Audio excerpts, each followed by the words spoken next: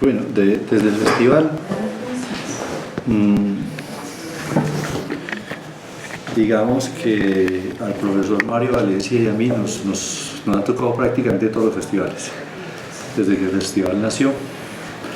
Y cuando nació, como nació desde diseño visual, el asunto de los paisajes sonoros nació como imagen sonora. O sea, yo recuerdo que nosotros hacíamos montajes y no sabíamos por dónde íbamos, entonces, pero los montajes sí tenían una relación con la imagen. El primero que hicimos, ni recuerdo el nombre, recuperamos, fue muy chistoso porque recuperamos un sintetizador que se llamaba el DX7, creo que era ese. Sí. Y recuperamos ese sintetizador, ¿por qué? Porque aquí hay una cosa muy interesante. La Universidad Autónoma había hecho un laboratorio que se llamaba el Jacqueline Nova. Y en el Jacqueline Nova se hizo cuando un ingeniero que se llama Camilo Rueda, él tenía el contacto con IRCAN y de hecho él desarrolló con IRCAN un software que se llama Password, que hoy en día, digamos, la versión moderna de Password es Open Music, que tiene un poquito de relación con PWGL. Son programas de composición asistida. Entonces era muy interesante porque, digamos, nosotros nos conocimos en el laboratorio Jacqueline Nova. La tecnología con la que se trabajaba era impresionante para la época. O sea, estamos hablando de los 90. Yo recuerdo cuando vino Camilo Rueda, vino con un compositor francés que se llama Antoine Monet, presentaron Password y lo que mostró que hacía Password era que hacía unas órdenes, le daba unos algoritmos y le decía componga, y Password sacaba la música. Entonces imagínate en esa época que la gente casi ni trabajaba con software editor de música. Entonces, digamos, estabas en el laboratorio. ¿Qué le pasó al laboratorio? Una cosa muy grave, que llegó un rector y pensó que ese laboratorio no era un laboratorio de investigación musical, de sonido, sino que pensó estaba pensando que fuera un laboratorio para hacer música para jingles, para sacarle plata. Yo recuerdo que él me llamó a hacerme una entrevista porque como que quería que hiciéramos eso. Yo preferí como alejarme. Después vino un compositor de Manizales que se llama Fabio Fuentes, él estuvo un rato ahí, pero no era lo que quería esa universidad. Paralelo a esa finalización de Jacqueline Nova, vino el Festival de la Imagen. Y el Festival de la Imagen, en los primeros que nos tocó, nosotros hicimos música de un video, después hicimos una cosa, de las cosas que yo más recuerdo del Festival de la Imagen, que creo que es el mejor recuerdo que yo tengo de un festival, es que tomamos el 8 de junio, estábamos en el tema de ciencia ficción y queríamos hacerle un homenaje a Blade Runner. Llenamos el 8 de junio de televisores. O sea, todos los estudiantes de diseño prácticamente participaron y trajeron los televisores. Mejor dicho, yo no sé cómo no quemamos el teatro. Entonces los llenamos de televisores, pusimos la película, partes de la película y la musicalizamos en tiempo real. Entonces, digamos, ahí nosotros fuimos evolucionando con el festival. ¿Eso fue más o menos qué época? Claro. ¿O qué festival? Mario de tener la foto porque una vez mostró esa foto. Yo creo que fue por allá por los 90.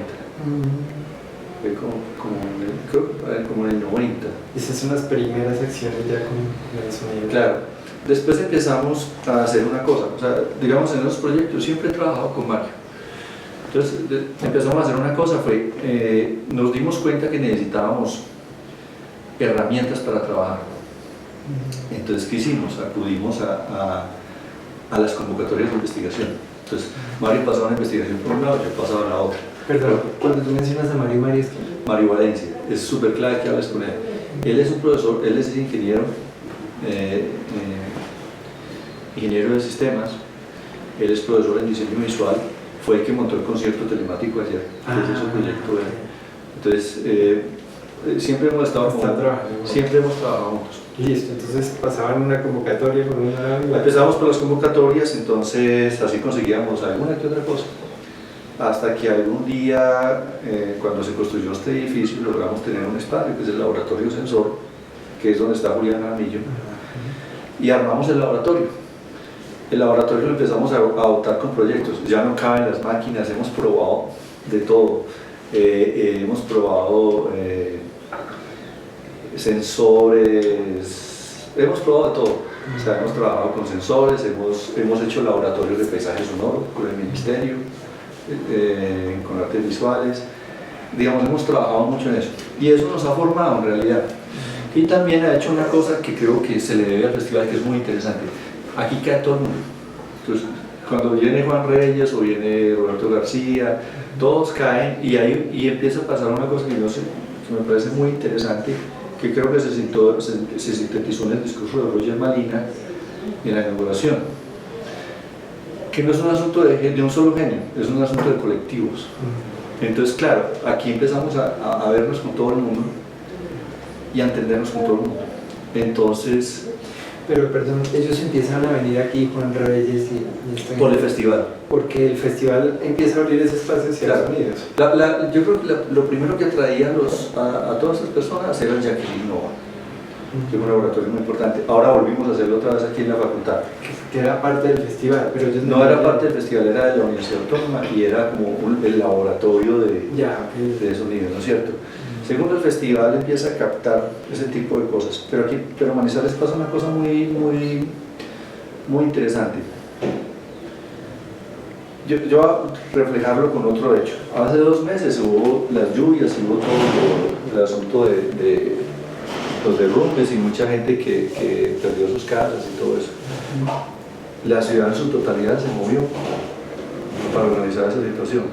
Y tú veías la ciudad de esa manera como si no hubiera pasado nada. Digamos, la ciudad tiene una dinámica, ya está permeada de una dinámica cultural que tiene otras implicaciones, que tiene implicaciones sociales, tiene implicaciones en la tolerancia, en el mismo modus vivendi.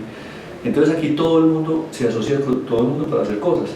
Entonces aquí hay Festival de Música Contemporánea, Festival Internacional de Teatro, Festival Internacional de Teatro Universitario, Festival Internacional de Jazz Universitario.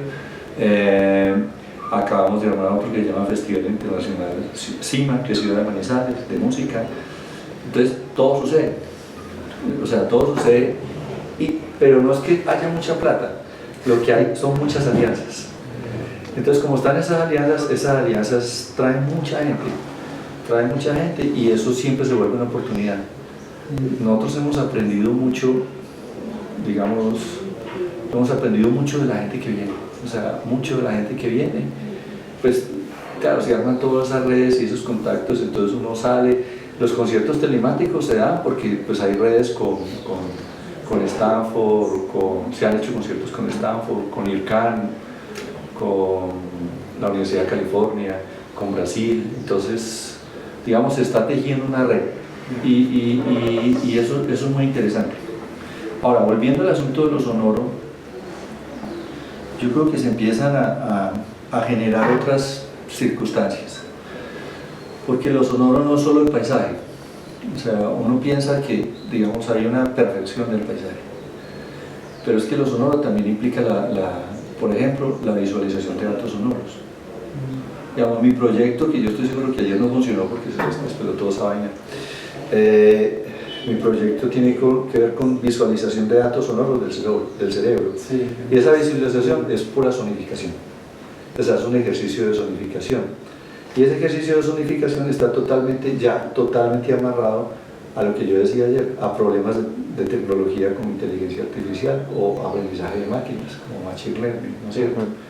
Entonces, ya es llevar el sonido, o sea, el sonido o se puede dejar como está, o se puede analizar, o se puede ir más allá con el sonido, en un mundo que es totalmente visual, ¿no es cierto? Entonces, digamos, esa es como la preocupación que nosotros hemos ido manejando. Pero los equipos han ido más o menos configurando así, y definitivamente sí, el festival ha sido, o la actividad cultural de la ciudad sí ha sido la clave. ¿Por qué le llaman al espacio paisajes sonoros? Nombre de... Es que, pues porque uno ve, creo que eso salió de Murray Schafer, o sea, como Soundscape Project. Pero son conciertos. Sí, claro. O sea, son conciertos. Pero la ventaja que llamen paisajes sonoros, creo que aquí hay una ventaja estética, es que nadie viene a pensar que va a ser un concierto. Viene a pensar que va a ser una intervención, o que inclusive hay gente que se ha atrevido a más. Por ejemplo, Claudia Robles alguna vez estuvo ahí, se puso la interfaz y a ver si sonaba o no sonaba, ella estaba ya haciendo su trabajo. Han venido DJs como Bifarella, por ejemplo, que toca esta noche, también se sentó con Berenguer y ellos dos se sentaron a improvisar y a trabajar sus sonidos. Entonces, creo que la ventaja de que sea paisaje sonoro es que el término del paisaje permite que uno pueda trabajar en conceptos como, por ejemplo, paisaje sonoro instrumental. O sea, es crear ambientes, crear ambientes. Entonces, ahí se quedó. Porque había otro evento, por ejemplo, que se llama Puentes Sonoros, que llama a todo el mundo y uno manda ahí sus cosas y ahí, por ahí pasan el sonido y termina siendo como eso. Sí, pero muchas veces es el término concierto. O sea, yo he hecho ahí, hay una obra, por ejemplo, que hice que mucha gente no quería que yo la hiciera. Yo venía de un proyecto de maestría sobre ópera expandida.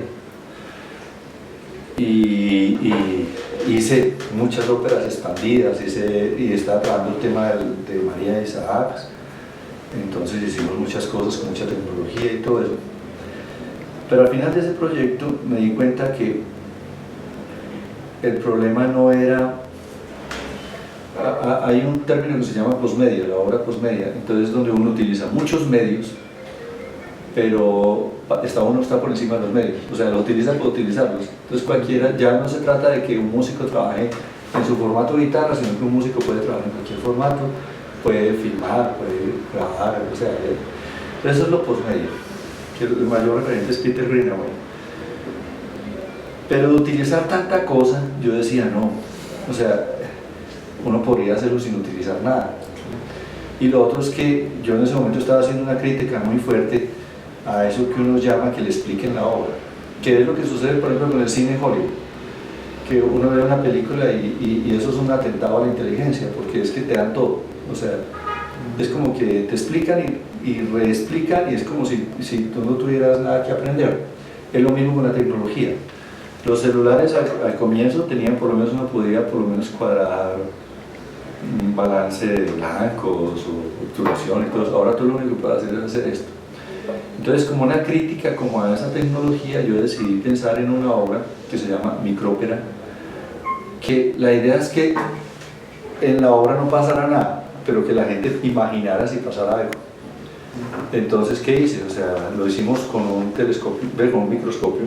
Yo me corté el dedo, le puse la sangre al microscopio, eso era en el fundador, solo el microscopio, y hicimos un parchecito en Max que lo único que hacía era, si se movía, si había mucho movimiento, ese movimiento se reflejaba en un sonido que iba a salir como esto, y listo. Eso se dio 3 veces en 4 minutos 33. Que íbamos a hacer un homenaje a Cage. Entonces lo que hicimos fue eso, me corté, me puse ahí, nos sentamos y nos quedamos esperando, de un momento terminamos.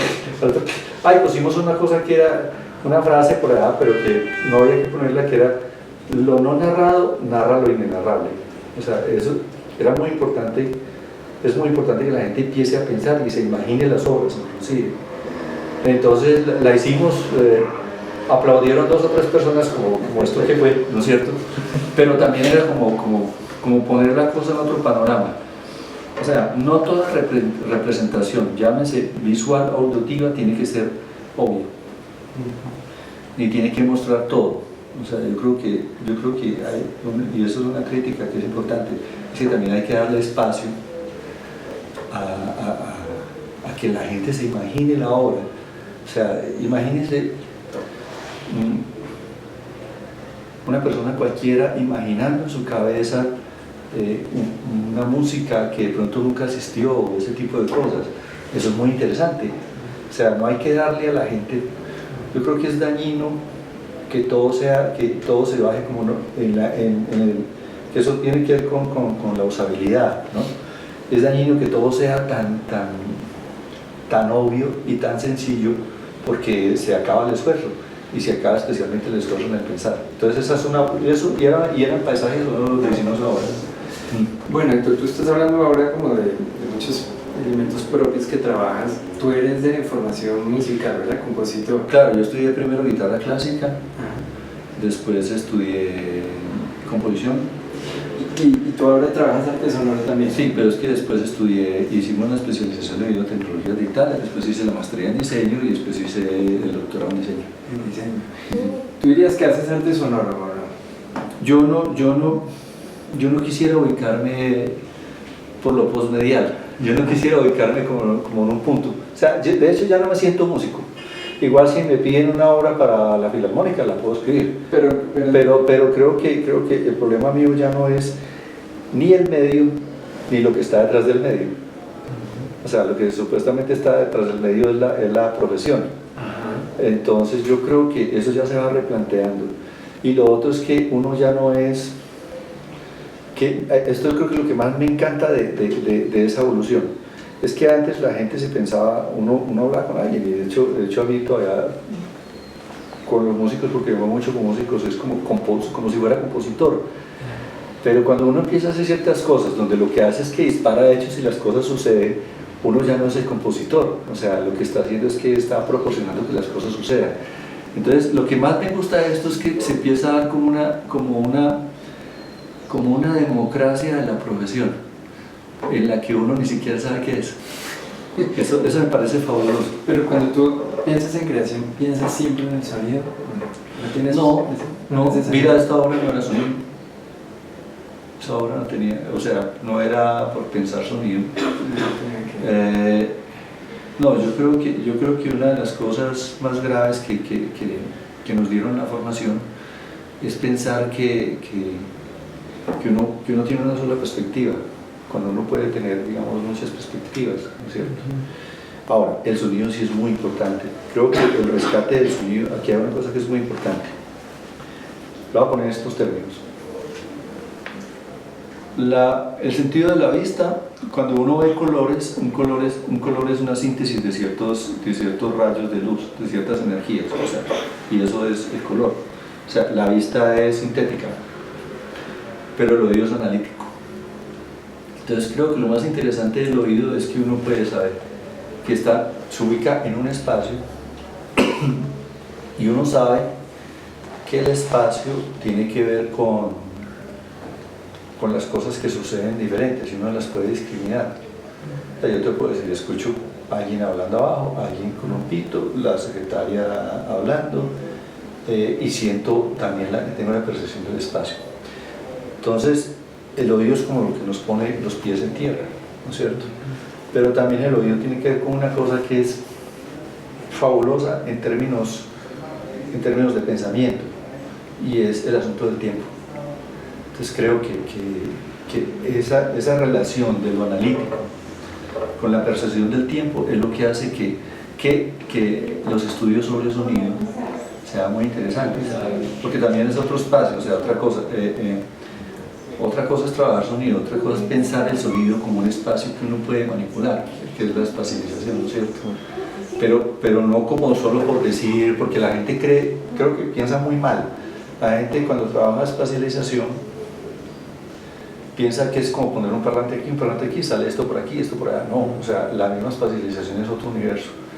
Y si le sumamos a eso digamos, la relación con el tiempo, ahí empiezan a hacer unas cosas, unas inquietudes muy interesantes. Bueno, entonces ya vamos a terminar, que sabemos que tiene muchas nosotros percibimos de afuera Manizales y el festival como algo que concentra cosas a nivel sonoro de punta. Y tú estás inmerso en esto, ¿cierto? En este mundo. ¿Cuál es tu percepción ahora de Manizales hacia afuera, en Colombia, sobre los sonoros? Yo creo que Manizales hacia afuera, pues primero en términos creo que en términos sociales, es lo primero. Es que la ciudad tiene esa gran ventaja de ser una ciudad universitaria. ¿Qué ventaja tienen las ciudades universitarias? Es que la gente que hay en la ciudad es joven, y la gente joven no está anquilosada en un pensamiento, ¿no es cierto? Entonces creo que eso reveste mucho la ciudad. Y lo que está empezando a proyectar la ciudad es eso, es como ha ido construyendo cosas con la gente joven y cómo ha ido construyendo cosas desde la cultura. O sea, la ciudad es un fortín cultural. O sea, aquí hay un buen nivel de lectura, hay mucha sensibilidad frente a las cosas artísticas, y no solo eso, frente a cosas artísticas que en otras ciudades serían imposibles, como es por ejemplo lo que sucede en el festival. Entonces la ciudad se está empezando a proyectar como eso. Yo la quisiera pensar como una ciudad lenta. O sea, Manizales no es una ciudad que dé petróleo, que sea una industria que tenga digamos una economía tradicional. Manizales es una ciudad que se está metiendo en otro tipo de economía y es la de conocimiento. Y la ciudad no tiene, entonces la ciudad se está empezando a vender como eso. Ahora, tú lo pones en términos sonoros. Digamos, aquí sí sucede, aquí están sucediendo muchos, digamos, hay muchas corrientes en términos de sonido y en términos de música.